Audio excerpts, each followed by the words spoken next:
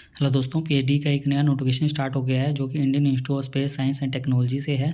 दोस्तों इन्होंने कुछ ही सब्जेक्ट के लिए आवेदन मांगे हैं। तो सब्जेक्ट की बात करें तो दोस्तों aerospace engineering, avionics, chemistry, earth and space science, humanities and social science, mathematics, physics, total 7 subject हैं जिसके अंदर के आवेदन मांगे गए हैं। इसके अंदर एलिजिबिलिटी सबसे पहले यही बताई गई है कि आप इंडियन ही होने चाहिए और एज लिमिट 35 बताई गई है कि 35 साल से नीचे के होने चाहिए। और बाकी जो अदर रिजर्वेशन से है तो उनको कुछ रिलैक्सेशन मिलेगा इसके अंदर भी।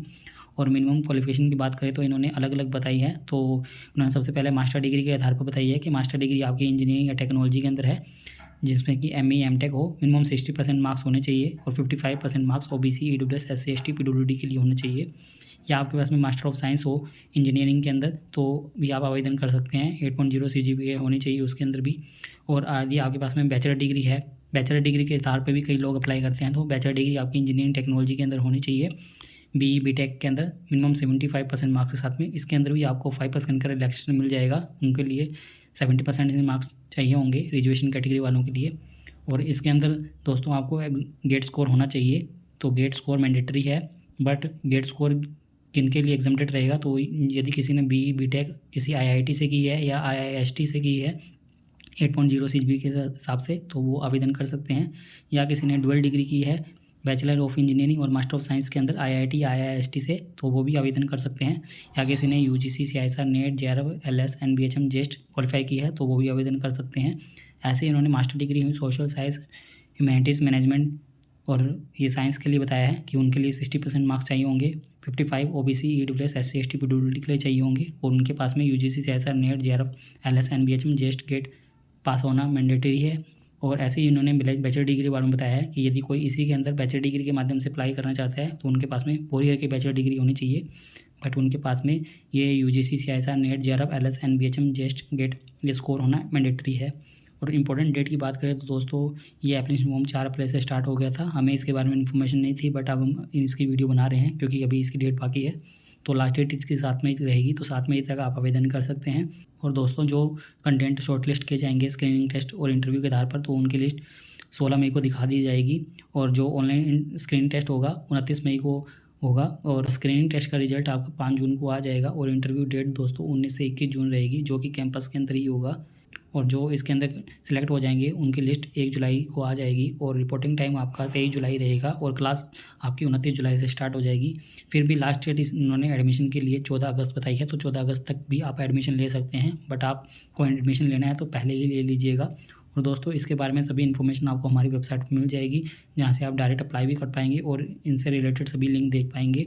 और इस नोटिफिकेशन की लिंक भी आपको मिल जाएगी और अदर नोटिफिकेशन भी आपको दिख जाएंगे जो भी ऑनगोइंग है। और आगे यहाँ पर सिलेक्शन प्रोसीजर बताया हुआ है कि सिलेक्शन प्रोसीजर किस प्रकार से रहेगा। तो दोस्तों यहाँ पर डायरेक्ट इंटरव्यू का प्रोसीजर भी है और online screening test plus interview तो दोनों का ही प्रोसेस है यहाँ पर। तो दोस्तों डायरेक्ट इंटरव्यू किन किन का होगा, तो जिनके पास में UGC, CISR, NET, JRF, LS, NBHM, JEST rank, GATE है तो वो डायरेक्ट आवेदन कर सकते हैं। नहीं तो बाकी सभी का इंटरव्यू होगा और स्क्रीनिंग टेस्ट भी होगा उससे पहले जो कि ऑनलाइन रहेगा, जो कि आप घर से ही दे सकते हैं। और स्क्रीनिंग टेस्ट के अंदर मिनिमम 50% मार्क्स आपको लाने होंगे और 5% का रिलैक्सेशन मिल जाएगा। एससी, एसटी, पीडब्ल्यूडी, ओबीसी वालों के लिए उनको 45% ही चाहिए होंगे, जिसके अंदर की वेटेज 70% स्क्रीनिंग टेस्ट का रहेगा और 30% वेटेज इंटरव्यू का रहेगा। और दोस्तों इंटरव्यू के अंदर आपको मिनिमम 10 मार्क्स लाने होंगे 30 मार्क्स में से। और कंबाइंड दोस्तों जो रिजल्ट आएगा स्क्रीन टेस्ट और इंटरव्यू का उसके अंदर अनरिजर्व वालों को 60% मार्क्स लाने होंगे। SC, ST, PWD, OBC, EWS के वालों के लिए 55% मार्क्स लाने होंगे। और रिसर्च फेलोशिप की बात करें तो दोस्तों आपको यहाँ पर रिसर्च फेलोशिप भी मिलेगी जो कि 37,000 रुपये पर मंथ है।